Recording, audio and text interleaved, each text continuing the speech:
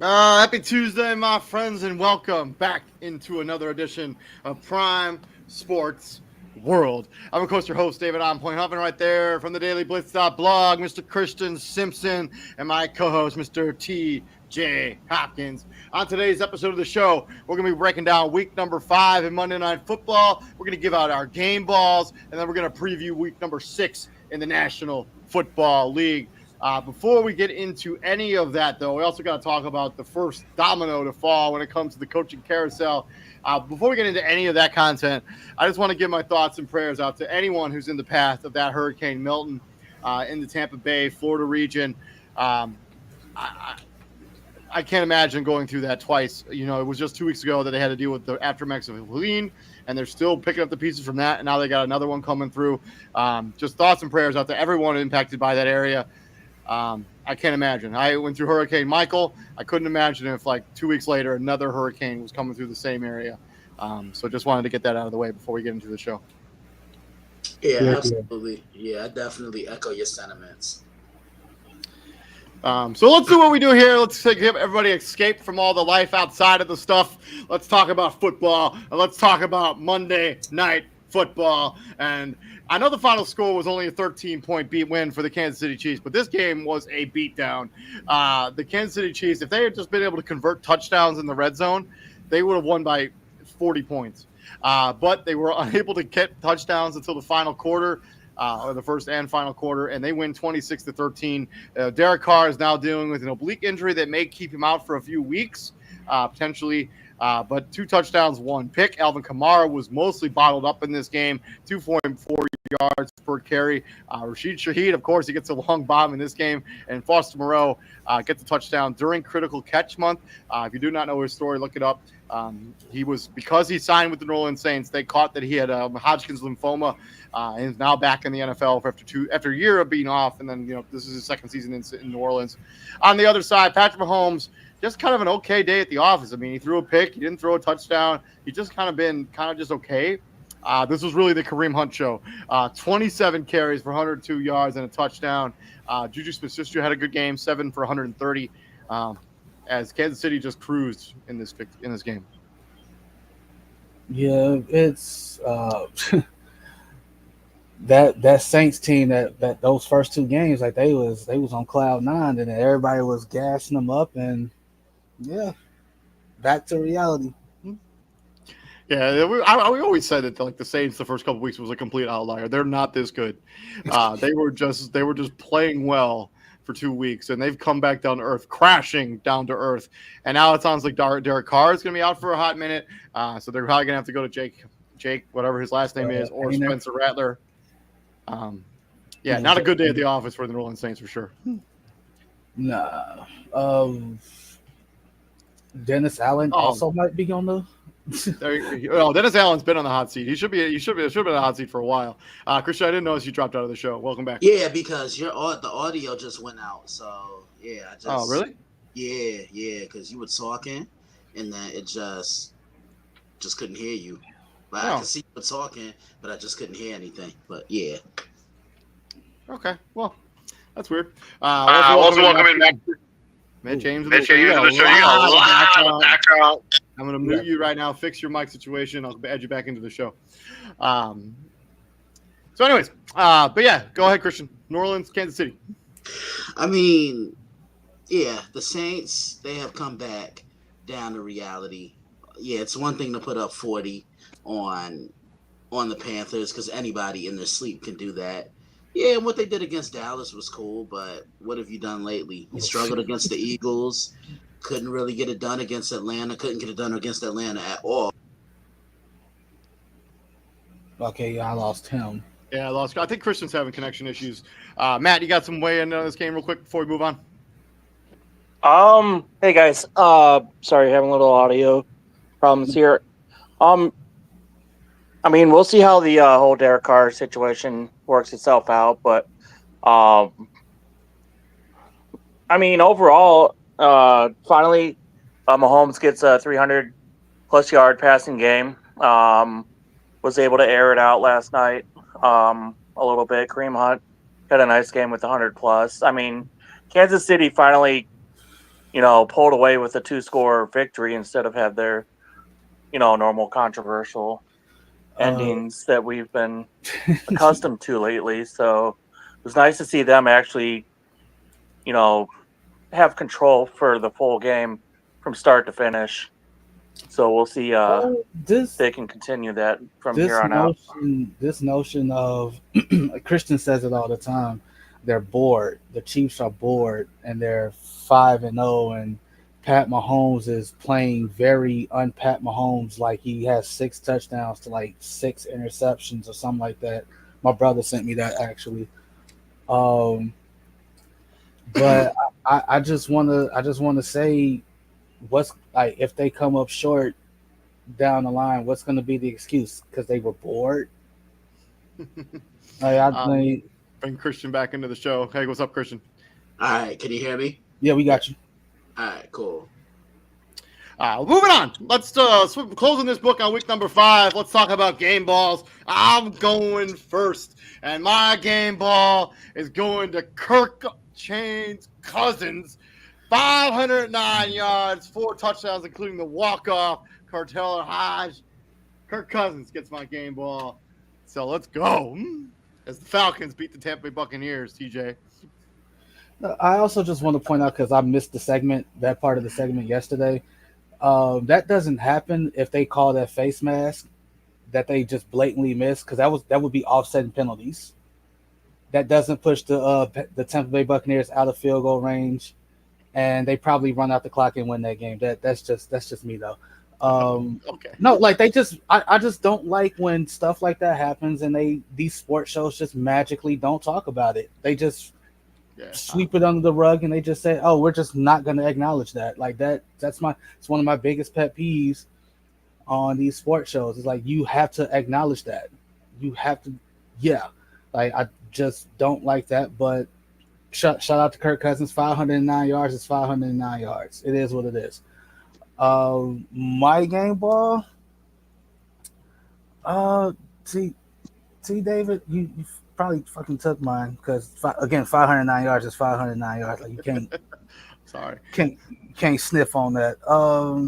I mean, I can give my game ball to Kareem Hunt instead. I mean, they basically no. 2 weeks ago, and then he runs for 100 No, yards. it's fine. It's fine. My game ball. I'm gonna go DJ Moore. 5 catches, 105 yards, 2 touchdowns.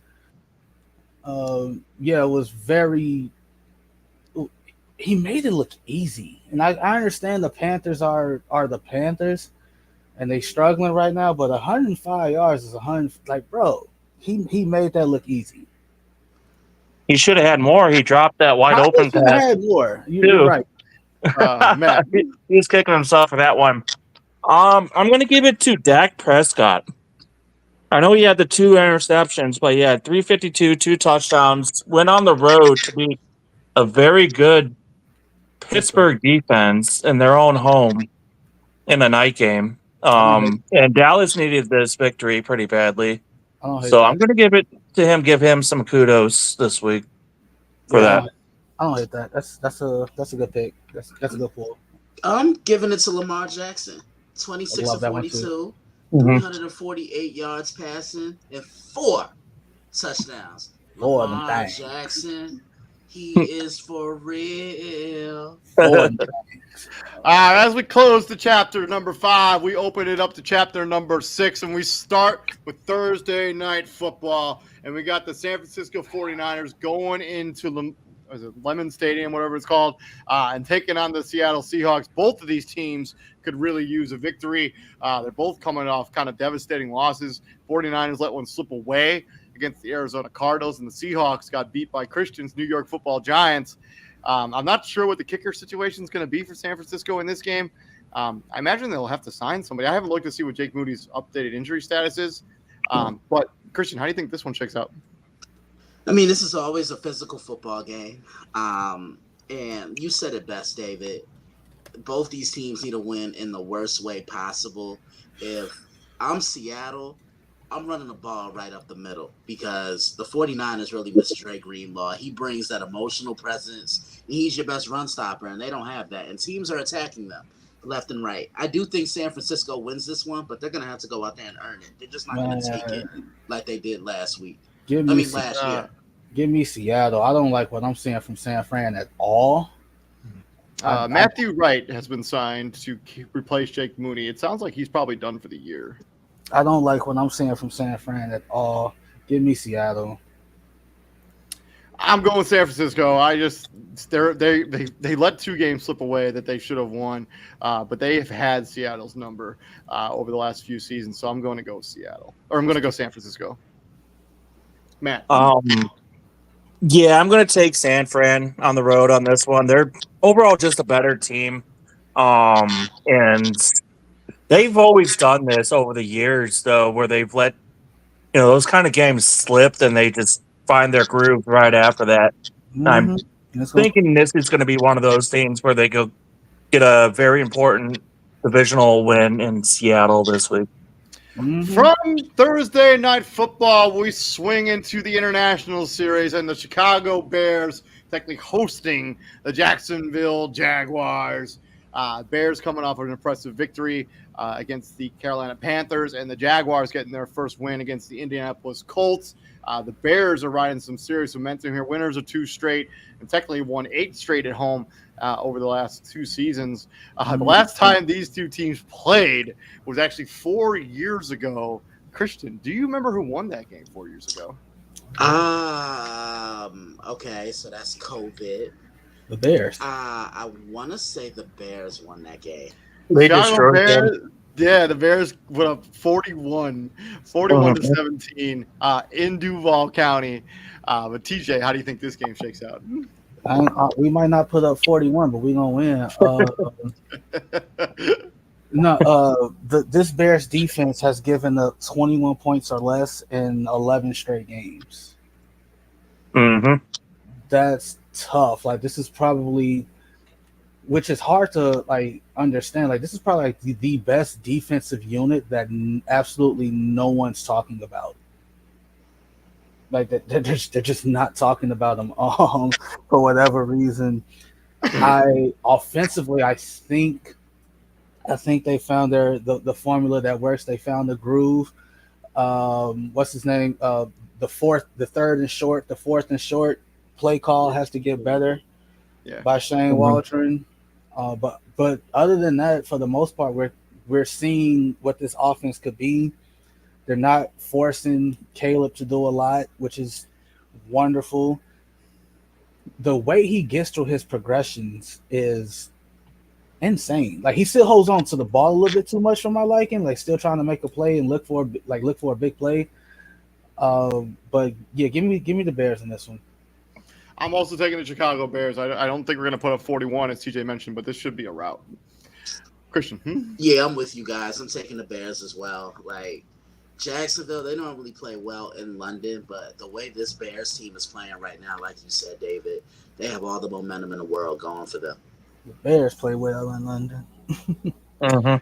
Matt James, I think I already kind of know what you were going to say. But Bears. Can you imagine if Matt James picked the Jaguars? All the people. Hey! I'm past all those kind of drugs to, make those kind of, weird picks and stuff.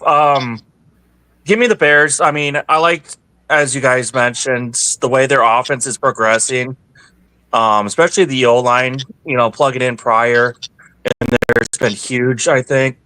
And obviously, we still aren't perfect with that. And, just give me the Bears.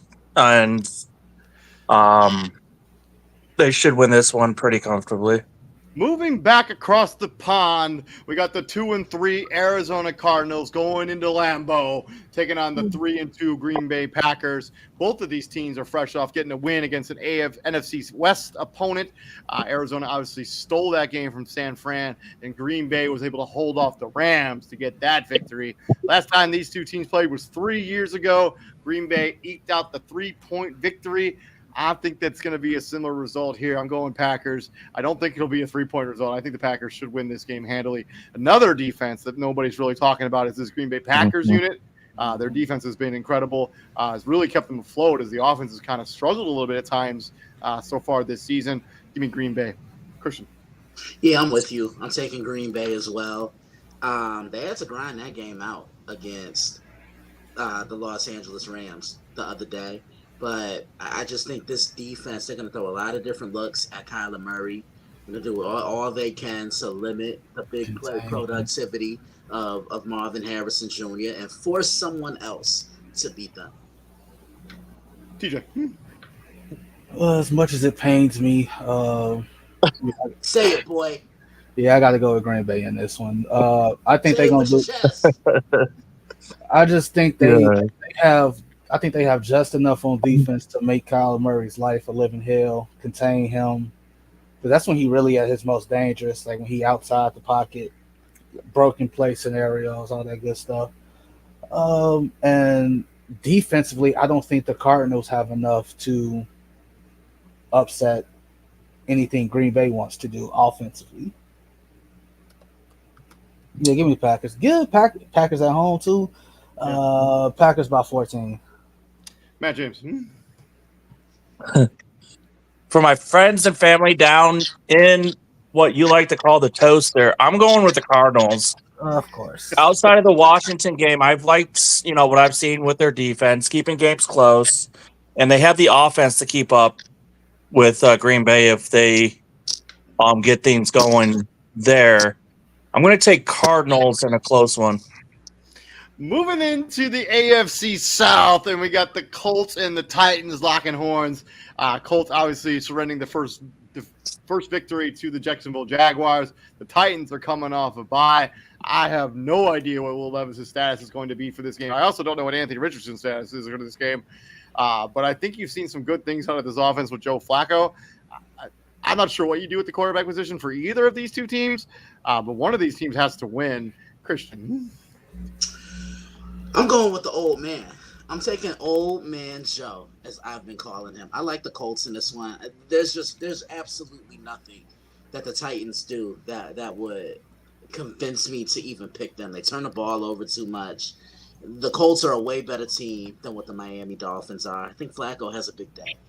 Probably throws over 250, near 300 yards, spreads the wealth, 2 to 3 touchdown passes, and he's even been running. Yeah, it may be slow as shit, but he's been running.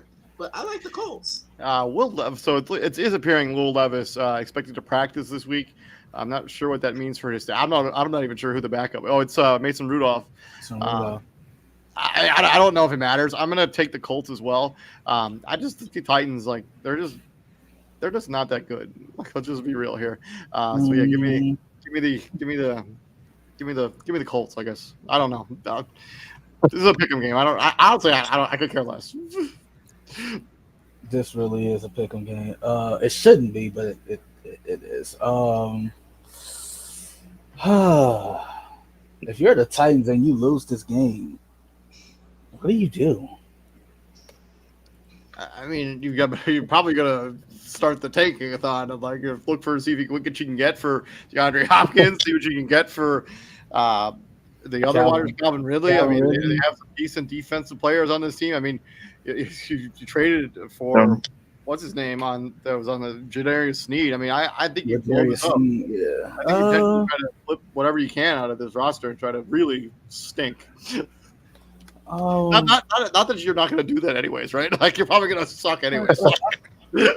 No, but I think that's the infuriating part with the Titans. Will Levis shows flashes. He had it against the Bears game. That touchdown pass he threw to Chigakonkwo. The game against the Jets, in pretty much every game this season. But then you have the problem is the dumb shit overshadows the positives. The bad play against the Bears, which got the Bears back into the game, the bad play against the Jets, the interception against the Dolphins, where it's dude, what did you see?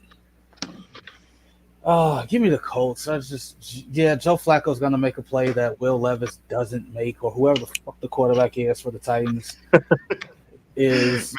Matt James. Short and quick. I got more faith in Joe Flacco than. They better hope Joe Flacco. Give me the Colts. Staying in the AFC, but this time we got an AFC South opponent going into Foxborough taking on the New England Patriots, and that AFC South opponent is the Houston Texans. Next game. Fun fact: so these two teams have played 14 times in their history. How many times do you think the Houston Texans have won? 1. 2. How much? I say once. They have 3 victories. They're 11-3 all time against the Patriots. They will get the 4th victory this year. Yeah, Drake May is actually starting for New England in this one, but I really don't think that's going to make a difference. I like Houston in this one. If teams got to stop this. If you have a young quarterback or rookie quarterback, don't make his first start be against one of the best defenses in the league that season. The Bears did it to Mr. Trubisky back in whatever year he was. He got drafted. Fields too. I mean, they did it to Justin Fields. Mr. Trubisky's first start was Week 5 against the Minnesota Vikings on Monday night, and the Vikings were like top 5 in defense that year. You're feeding a bleeding animal to a pack of wolves, and then you're going to expect it to go well. This is how coaches get fired. This is called coaching malpractice, because I guarantee you DeMeco Ryans got the same notification that we all got when it comes to, hey, the Patriots are planning to start Drake May come Sunday. DeMeco Ryans saw that. It's like, hey, let's make this kid's life a living hell. We can do that. We were going to make Jacoby Brissett's life a living hell. Now you just made it more fun. Moving on to the battle in the NFC South, we got the Tampa Bay Buccaneers going down to the Bayou, taking on the New Orleans Saints. And Tampa Bay actually already probably is in New Orleans to practice for this game, as they evacuated that area before it became dangerous. Again, thoughts and prayers up to everyone impacted by that area. Hopefully, hope for the best, and hopefully, family and friends, God bless them. But talking about football, New Orleans obviously coming off that deflating loss to the Kansas City Chiefs this weekend, where they lose their starting quarterback. I don't know who the starter is going to be for New Orleans this week. I imagine it'll be Jake, however you pronounce his last name. Ainer, thank you. Yes. Tampa Bay obviously coming off getting a pretty nice victory. Or no, they just lost to the Falcons on Thursday Night Football. How do you think this one shakes out? Guy making his first NFL start versus Baker Mayfield. Mayfield. Baker all day. Tampa's the better team. They bounce back on Sunday. I like Tampa Bay. I'm also taking Tampa Bay, even though probably surprises some people because I'm a hater a lot of times. But Tampa Bay's a better football team. Matt James. Yeah, and Matt's taking Tampa Bay as well. Next game. Yep. TJ. Moving on to an interconference showdown. We got the Cleveland Browns going into the city of brotherly love and taking on the Philadelphia Eagles. The Browns coming off one of their worst defeats of the season at the hands of the Washington Commanders. The Eagles are coming off their bye. But I think before their bye, they got beat down by Tampa Bay, if I remember correctly. But I may not be. So don't quote me on any of that. That's a preseason game. So I don't know when their last matchup is. I'll look it up real quick. Christian, go ahead. Hopefully Philly took the bye week to regroup, get rid of all the negativity, all the negative things being said about them. I like Philly in this one. I mean, they are leaps and bounds better than anything that Cleveland is doing. If Cleveland wants to right this ship, they'll bench Deshaun Watson and put Jameis Winston in. Hopefully the Eagles get A.J. Brown back, because that will help this offense immensely, and then they'll be able to take off. But lots of Saquon Barkley in this game. I think he has another big game. Matt James. Eagles. TJ. That's it. If you're Cleveland, you probably go with Deshaun Watson to start the game, but then if it gets ugly, or if you feel like you're not doing that, you got to make that call. Like, we got to stop with just because they're getting paid a bunch of money, we got to ride with them. No, the hell you don't. Because if I'm Kevin Stefanski, my job is on the line. I'm not losing my job because the highest paid QB in the game is playing like ass. And stop them. And stop. Can we stop with spreading the misinformation? Deshaun Watson didn't quit on his team. when Kevin Stefanski was trying to call a play on 4th and 2, and he's just walking off the field. No, they counted 12 men in the huddle. There was 12 men in the huddle, and the penalty was gonna back them up. Stop saying Deshaun Watson quit on this team. It's enough bad shit being said about Deshaun Watson already. Let's not add more to it. So the last time these two teams played was in 2020, which was COVID year. Cleveland Browns skated out with a 5-point victory, 22-17. I do not think that'll be the Cleveland Browns actually lead the all-time series 32-17-1. So they kind of have the Philadelphia Eagles numbers throughout history, but that will not be the case this year. This Cleveland Browns team is pitiful. They're abysmal to watch on. They're like just their offensive line is just falling apart. It was one of the strengths of this team. It is not the case anymore. Philadelphia Eagles going to have a field day. Look for Jalen Carter to have a good game. Look for all of those guys to have good games. Give me the Philadelphia Eagles. Yeah, because to your point, Philly also has to have a good game. We ain't finna sit here and act like the product they've been putting on the field has been worth a damn either. And then the final game in the early afternoon window, which CBS, why the NFL didn't flex this to Sunday Night Football or something else. No offense to Christian's New York Football Giants, but this is the best game of the weekend, and this is the game that people want to see. You got it at 1 o'clock. CBS flex something. I know they don't do that during the season, so I shouldn't even really talk about it. I know they don't do it, but this is a matchup people want. They just do it later in the season. Yeah, but not week 5 or 6. We got the Washington Commanders going into Baltimore and taking on the Ravens. You got Jaden Daniels taking on Lamar Jackson in a matchup that people are looking forward to. That also looks like a preseason game. But Christian, I think I know what's coming. Come on, David. You ready? Oh, let's go. The first one. 1, 2, 3. Shameless plug number 1. 1, baby. Yeah, I'm really looking forward to this one. What Jaden Daniels has done has been absolutely spectacular. The Washington Commanders have been the best team in the NFC East, and we could easily be talking about the Baltimore Ravens being 4-1, right? But I like the way they've righted the ship. They're running the ball. Lamar Jackson really had to show in that last game against the Bengals why he won his second most valuable player award. I cannot wait to preview this one. I preview it on Thursday. Be on the lookout. So last time the Ravens and the Washington football team locked up, the Ravens basically chased them out of Landover Stadium, which is not even what it's called anymore, I don't think, in Washington. 31-17. It's been FedEx Field for as long as I can remember. Maybe Landover. Whatever. Landover's the city. That might be the city they play in. But anyways, yeah, they got chased out of their own building. I actually think that sneakily think it's going to be a very similar result. I know, like Washington, yes, they've been a nice story. They've done some nice things, but let's be honest, the Ravens are leaps and bounds better than any of the teams that they've beaten to go 4-1. I mean, they beat the Giants, they beat a bad Bengals team, and they beat a bad Browns team. I don't remember who their other victory is against. Arizona. A bad Arizona team, or whatever you think about Arizona. Baltimore is at another level. Baltimore is at another tier. Baltimore wins this game. This is probably going to be a blowout.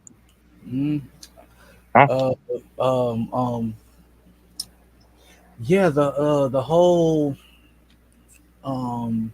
Jaden Daniels conversation, it might slow down a bit after this week. In Christian's group, this Colts fan shared the latest "quote unquote" rookie rankings from NFL.com, I guess. And Caleb Williams is where was Caleb Williams, Christian? Like 25 or something dumb shit like that. Yeah, he's a fucking idiot. Yeah, that shit. And somehow the Jets' backup running back Braylon Allen is ranked ahead of Caleb Williams, which makes absolutely zero sense. To your point, David, I don't see none of that talk that Caleb Williams gets about his opponents, who he's beaten, the numbers he's put up. No one said, "Oh, Jaden Daniels looked good because he did it against the 1-3 Bengals." Mm-hmm.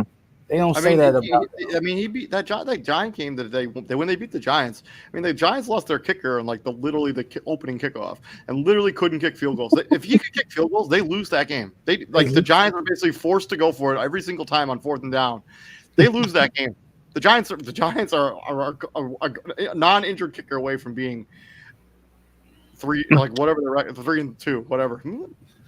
So yeah, I think this is really gonna be like his first quote unquote true test, like his quote unquote welcome to the NFL moment. And I'm just hoping Roquan Smith has him and the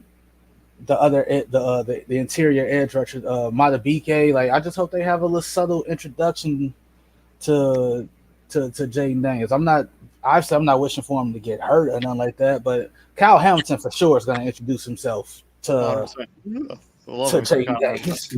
Give me the Ravens. Matt James.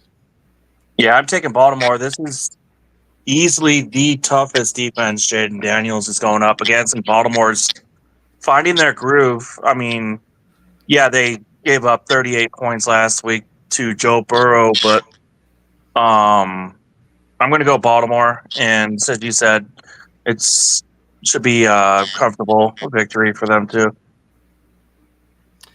Moving on to the late afternoon window, and the first one on the docket here is a matchup between AFC West opponents. We got the Chargers coming off their bye, going into Mile High and going into Denver, taking on the Broncos, who just won 3 in a row.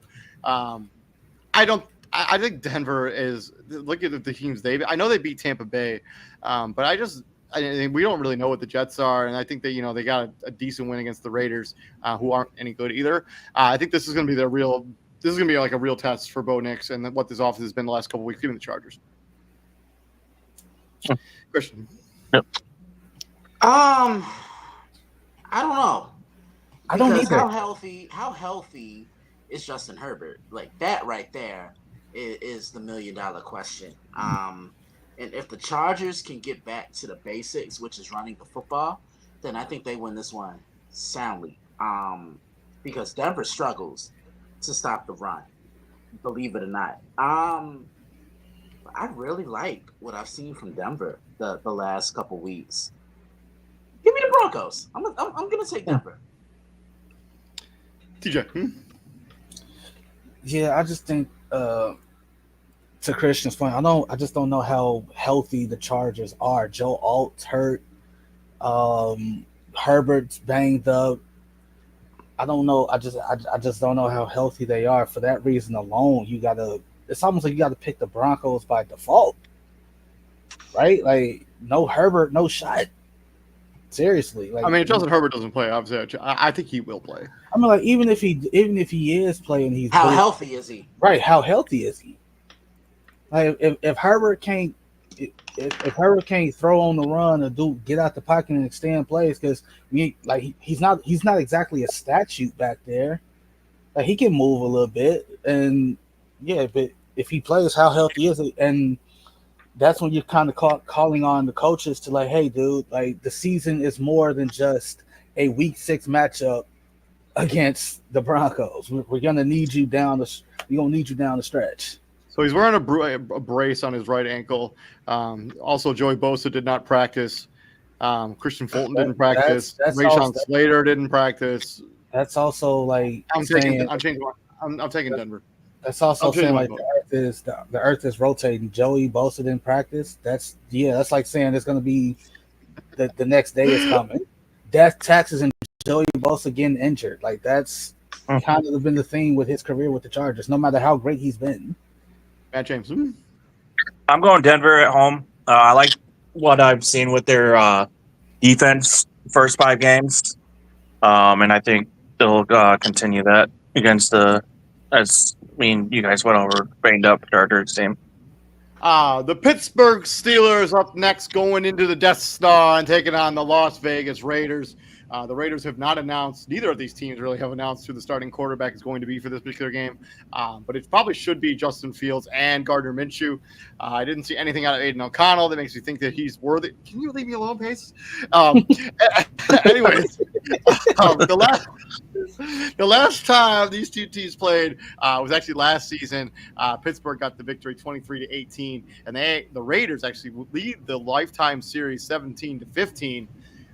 Christian, how do you think this one shakes out? Who do you think the starting quarterback? Who do you think the starting quarterback will be for both teams? Brucey from the Raiders will have Brucey. Come on, man. Come on.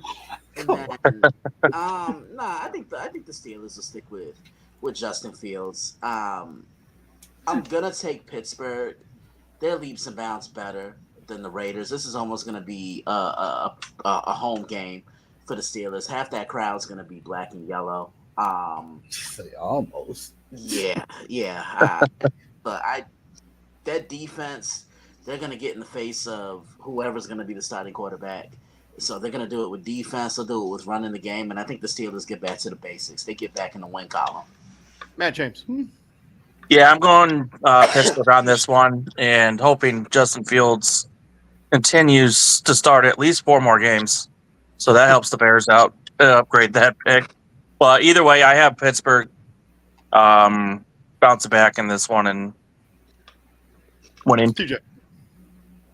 Yeah, Justin Fields should be the starter. This. Okay, again, I pointed it out yesterday. This man has 961 yards passing, 8 total touchdowns, and 1 turnover. You're gonna bench him for what? He wasn't on the field when the Cowboys scored that go-ahead touchdown. Y'all said they were winning in spite of him. That hasn't been the case the last 2 games. So if you win in spite of me, keep winning. Can't do it. I just want to point out that the Raiders made white DBs relevant again. Like Riley Moss got the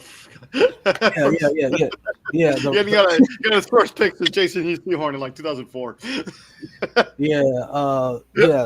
The Raiders made white DBs relevant again. So if a Raider fan ever talks shit to me again, all I'm gonna say is y'all made white DBs relevant. I'm also taking the Pittsburgh Steelers. I also think that Justin Fields should be the starting quarterback of this team. I also think that Gardner Minshew should continue to start for the Las Vegas Raiders. Not that it matters. Not that it matters. But again, like mid-season changes, especially in the case of the Raiders, mid-season changes very rarely work out in your favor. Like Aiden O'Connell had the same opportunities in training camp and preseason that Gardner Minshew had. If you didn't separate yourself then, there's no point now. And putting in Aiden O'Connell right now literally tells us, hey, you're waving the white flag, because Minshew's by far the better quarterback. By far. To a rematch of a game that ended extremely controversial last season. We got the Detroit Lions, who are coming off their bye at 3-1, going into Jerry World and taking on the Dallas Cowboys, who just got that win on Sunday Night Football against the Pittsburgh Steelers. We all know how this game ended last season, where the Cowboys got the 1-point victory over the Detroit Lions after a 2-point play, although whatnot. But Christian. David. Oh, let's go, baby. Let's go. Let's go. 1, 2, 3. Shameless plug number 2. Yeah, look, you saw what the Lions can be a couple weeks ago on Monday Night Football, when they're running the ball and they're running it at you, and Jared Goff just has to make a throw when it counts. He delivers. I mean, he went perfect the other night, 18 for 18. You don't hear about that. You don't hear that. The team went perfect. The team went perfect. Yeah. Amon-Ra St. Brown threw a touchdown pass. Like, the team went perfect. Yeah, they did. I sometimes feel the Lions are forgotten in the NFC, and the NFC has been so topsy-turvy. Nobody could have told me that Minnesota was going to be 5-0 at this point. Nobody could have told me the Washington Commanders would be the leaders of the NFC East right now. San Francisco was struggling. Philly hasn't been what they are. And you still have the Lions smack dab in the middle of it. Remember, this is the team in the NFC that was a game away from getting to the Super Bowl. These aren't the same Lions anymore. And as far as Dallas, that was a gutsy win for them the other day. No, I don't think people realize just how much of a factor an hour-long delay plays. But they came back out, they regrouped, and they won the field position battle. This is going to be a fun one. I think it's going to be close. Comes down to the fourth quarter. Jared Goff and Dak Prescott both know each other very well. I preview this one tomorrow. Well. Be on the lookout. Yeah. So Dallas Cowboys are starting to get real banged up, especially on the defensive side of the ball. He's like, they're just losing people like crazy. It's like no Parsons probably in this game. I know they lost what's his name, the other edge. Was replacing him this most recent week. I think he has got a meniscus tear. And then their offensive line dealt with a bunch of injuries as well. I'm taking the Lions. I think this is going to be one of those games where Lions kind of like put a stamp on their season. Like, hey, we're for real, and we're about to crush you. They might win by 20 points. Give me the Lions. Yeah, I think the Lions, they should win this one going away. If they don't, then we got to have a serious conversation. To Christian's point about the NFL being topsy-turvy, also the NFC North, everybody's over 500 for the first time in God knows how long. Can't remember the last time that was a thing. If you're the Cowboys, yeah, hey, gutsy win. Very gutsy. Way to stay with it. To Christian's point, when you're off an hour, when you're like, you think about it, you've gone through your whole routine, and all of a sudden you get told like, "Hey, we're being delayed." Hey, so what y'all don't know is like, well, Christian, like every time there's a lightning strike, you're delayed 30 minutes. So one lightning strike is 30. Another lightning strike, that's an hour. Playing in the rain is not a problem. It's when it's lightning, when it's lightning outside, that's the issue. So you go out there, you get delayed, you have to warm up all over again. And then you got to play a full game. This game went into what? The midnight hour on the East Coast? Yeah. To your point, David, I just don't think the Cowboys are healthy enough. Dak, while he led the game winning drive, though, two of those interceptions were just really, really bad, especially that first one, the CD. But that's kind of where you can get the Lions. Like their secondary still isn't where they want it to be, so they can probably still get carved up. I also think that the Lions are just gonna they just gonna control the clock. They just gonna gash them with Monty and why is his name? Yeah, Gibbs. And I think I think they hit the Cowboys up for 250 on the ground. Yep. I think Jared Goff is gonna have to do very little to win this game. Matt James. Yeah, I agree with you guys. I'm going Detroit. Dallas usually seems to fall flat after a big victory. And I still think Detroit, even with Minnesota being 5-0, is the best team in the North and the NFC. And they're going to prove that this week. And then they go into Minnesota next week for the division battle. And yeah, I got Detroit comfortably in a couple scores in this one. From there, we're going to talk about the NFC South briefly. The Atlanta Falcons are going into Charlotte, taking on the Carolina Panthers. I'm taking the Falcons. Does anyone have another argument for anyone else? Yeah, who's starting for the Panthers? Is it Dalton? Is it Bryce? Does it matter? Does anyone think? Is anyone thinking sweep the Falcons? Hey, I'm gonna say this: if the Falcons lose this game, if it's even remotely close, Dave, you got to abandon ship. If it's even remotely close. No, I don't abandon ship. Moving on to Sunday Night Football. I got the Cincinnati Bengals going into East Rutherford, New Jersey, where the New York Giants will be hosting them. The last time these two teams played was 4 years ago. Christian, do you remember who won that game 4 years ago? The Giants won in Cincinnati. They did 19-17, a low-scoring affair. For all-time series is Bengals lead 6-5. Christian, you think they even this up? I do, David. And I'll be at this pregame show networking. So Nice. we're gonna be at another one. Been to College Game Day, been to the NFL on Fox, been to Thursday night. Yeah, now I'm gonna go do Football Night in America. So, Here's the thing. mhm. I don't like what I'm seeing from the Bengals. I really don't, because their confidence levels sputter all over the place. 1 minute they're up, next minute they're down, and when they're down, they stay down. They're defeated. They throw the towel in, and just the way they lost that game on Sunday, David. Even you said something about it the other night, yesterday, when. Why didn't they run the football? Why did they just send Evan McPherson out there, and then look at what happened? They end up paying for it. The Giants, that was their best game of the season on Sunday in Seattle. The offense did just enough, and it was the defense that did everything else. And the Giants have what? A pretty solid pass rush, right? Dexter Lawrence, the Bengals have a pretty bad offensive line. And that's where I think the Giants can get them. I'm taking the Giants in the upset. I am also taking the Giants. And David, to your point, you like, why can't we flex games? Because while I agree with you, my older cousin brought this up too. Like he proposed the same question, and my response was this: it's New York. No matter how bad the Giants are, it's New York. Like it's the number one media capital. It's the media capital of the world. You're not taking the number one. And I'm kind of happy that they didn't out of a prime time slot.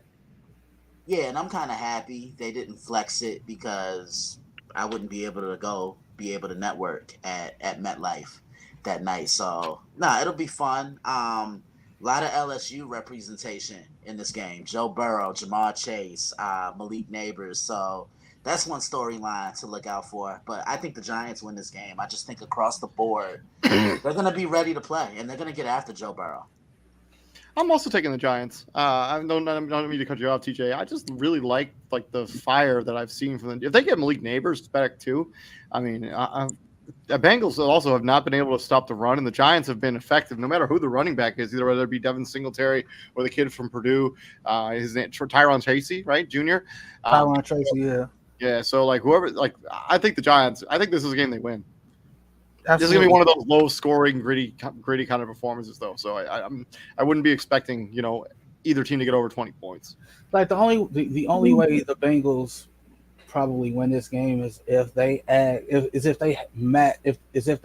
force Daniel Jones to match Joe Burrow throw for throw, and give me my money's on Joey B in that scenario. But this is another team with the Bengals, like the Chiefs. They get out to these slow starts, and it's affected the Bengals more so than the Chiefs. And you fall to 1-5. Hey. Well, so TJ, we talked about this. To be honest, what set the tone for the Bengals season this year was the game against the Patriots. That was the game they should have won. There was no excuse for them. You mean the Bengals? To lose that game. Yeah, they had no business losing that one. But you go down 1-5. It's, I ain't gonna say mail it in, but it's definitely some uphill climbing that you got to do. Now to the main event. Matt James didn't get to make a pick yet. So I'm going Bengals. Jamar Chase has been a godsend to Joe Burrow, and they've been connecting. I just think they're going to make enough plays. And Cincinnati, as TJ brought up, they need to make sure Joe Burrow's passing the ball and being the main factor for them, and I think they will do that. Enough Moving to win this game. Monday Night Football, and where we had the breaking news this afternoon. But first, we got the Bills and the Jets going at it. Obviously, Robert Saleh got fired about 6 hours ago today. I got to be honest with you, I was shocked. I did not see that coming even a little bit. Let's react to his firing, and then we can get into the game. The rumor is that Woody Johnson wanted Robert Saleh to fire Nathaniel Hackett as his offensive coordinator. Robert Saleh didn't want to do that, so Woody Johnson took the decision into his hands and fired him. I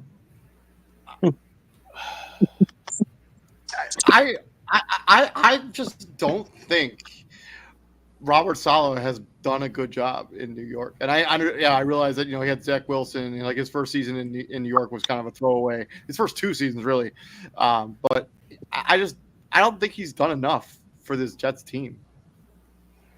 No, and I have no problem with him getting fired. All right, can I go first? Go ahead. Yeah, go for it. Yeah, because the reactions out here have been absolutely chaotic.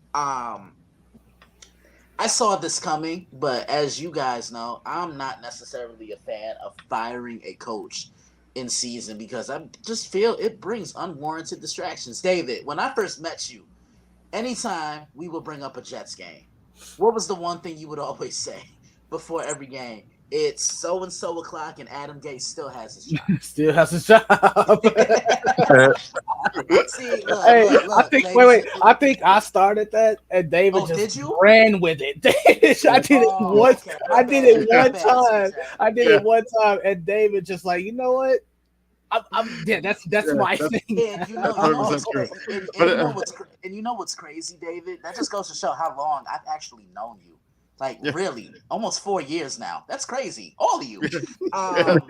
Nah, but, I mean, the Jets are a mess. And I've been saying this all summer. I was never sold on them from the get-go. The offensive line is terrible. Aaron Rodgers is a complete shell of himself. And he looks all of 40 years old. I mean, he 100%. threw the ball 54 times on Sunday in London. And TJ, what do you always say? That's not a what for success? That's not a recipe for success, right? Especially when you got the backs that you got. Like, bro, like, what are you doing? and here's the other thing that just gets me with the Jets. And I'll end it with this. The organization choosing the happiness of a quarterback who refuses to be held accountable. That's a problem.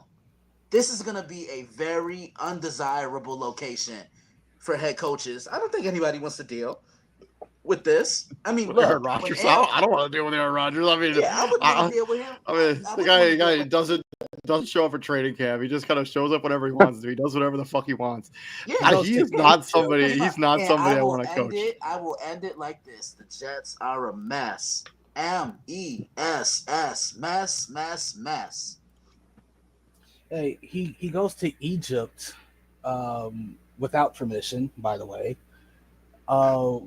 Yeah, I saw this. I forgot where I saw it. It was on social media somewhere, but they was like, I've never seen a quarterback with 1 Super Bowl ring command so much stuff. Like Tom Brady wasn't even this demanding, and Tom Brady had every right to be an asshole if he wanted to be, but he wasn't. Mm-hmm. And like that lies there goes the difference between the two. First off, the Brady Rodgers comparisons never made sense to me in the first place. But you're that desperate to win that you allow this guy who hasn't been there long at all, hasn't done anything for you in a Jets uniform, but create more headlines and more distractions. And you allow him to go in and dictate whatever he wants. Woody Johnson, this is why your team sucks. This is why you haven't been to a Super Bowl since Joe Namath walked through that door and all that other good stuff. I don't know how many people talk shit about Bears quarterback history. We're not gonna see the Jets quarterback history is something to really brag about. TJ, sorry to interrupt you. No, but go can ahead. I add a little injury? Can I add a little insult to injury? We always do that. We like that here. Yeah, this is very true, and I don't like you for saying that. But, telling the truth. Yeah, you're not wrong, but I still don't like you. The last Jets quarterback to win a playoff game was Mark Sanchez. Let that sink in. Jesus. Like I was in- seriously, you I should was in, hear. I was You I was in should- high school. I was in high school. Jesus, you a young motherfucker. I Damn. am. Yeah, Matt, you want to weigh in on this before we move into the actual game? Not really. I mean, it's All just right. pretty much what you guys went over. So Let's talk about Monday Night Football. We got the Buffalo Bills coming off losing 2 straight, going into East Rutherford, New Jersey, right? Or is this game Yes. in Buffalo? No, yeah, it's Rutherford. yeah. You know, East Rutherford, the Jets, who have lost 2 straight as well. One of these teams have to get off the schneid. Who do you think it's going to be? It's not going to be the Jets. I also agree. I'm taking the Buffalo Bills. I think they get back in their winning ways. I think they to bounce add back. even more insult to injury, you're going to go into this game and Josh Allen is going to put a hurting on your team because he is coming off a game he probably feels like got away from him and should have won. He went 9 for 30 and they lost on a walk-off field goal. Josh Allen absolutely is like, hey, I'm finna light y'all ass up. And we all know when Josh Allen has a chip on his shoulder, that's usually when Josh Allen usually puts up crazy numbers. Like he basically decimated Kansas City when he had that chip on his shoulder 2 years ago. He basically beat down the Cincinnati Bengals. Like, yeah, Josh Allen, when he's got a chip, he's a bad man. Christian, Pissed off Josh Allen. David, oh, let's go. let's go. Let's wrap this up, baby. Shameless plug. Let's go. 1, 2, 3. Shameless Plug number 3. And you guys are gonna be the first to know this. I will be calling this game on Sweet. Monday night. Nice. At MetLife. So Wow. yeah. I'm looking forward to it. I really am. You remember this was the first NFL game that I called last year. Rodgers' debut. The buzz was just surrounding the both the New Jersey and New York areas, and Rodgers gets hurt. The life just gets sucked out the stadium. I'm really looking forward to this. Check for me, or I'll give David the link so he can share it. But I will be on the Prime on Monday. But you guys said it best, especially you, David. Josh Allen playing with a chip on his shoulder is scary because that is a game I'm sure he wants to forget because he did not look good. Can't wait to get my hands on this one, and then can't wait to call it. And it was only right that I told you guys first, so you guys knew it before social media did. Matt James. yeah, I agree with you guys. This is going to be one where Buffalo gets over that 30-plus point mark, as they should pretty much make a statement on Monday night again, and it should be a blowout on the road. And that's been our Week 5 Monday Night Football recap, our Week 6 preview and predictions. Thank you very much for hanging out with us here at Prime Sports World. Please like, share, and subscribe to the podcast. I'm David Huffman, Mr. TJ Hopkins, Matthew James, and from the Daily Blitz.blog, Mr. Christian Simpson. Gentlemen, what do we do here at the Prime, my friends? We bring the heat. And we could really, really use the heat because it's been in the 30s in the morning, which my cat does not like at all. We'll be back here tomorrow doing Fantasy Football Weekly stuff. Keep an eye out for that content. fantasy. Stop it. We'll see you guys tomorrow. Stay safe out there. And again, if you live in Florida, please be safe as that incoming Milton continues to barrel down on that state. You all have a good night and stay safe. See. Good day.